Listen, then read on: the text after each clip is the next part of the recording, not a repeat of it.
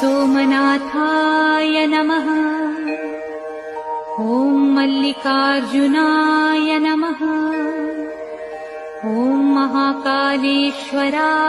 नमः। ॐ ओंकारेश्वराय नमः। ॐ वैद्यनाथाय नमः।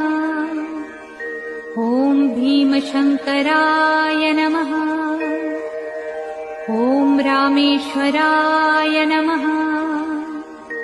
ॐ नागेश्वराय नमः। ॐ विश्वेश्वराय नमः। ॐ त्र्यंबकेश्वराय नमः। ॐ केदारेश्वराय नमः। ॐ भुस्मेश्वराय नमः।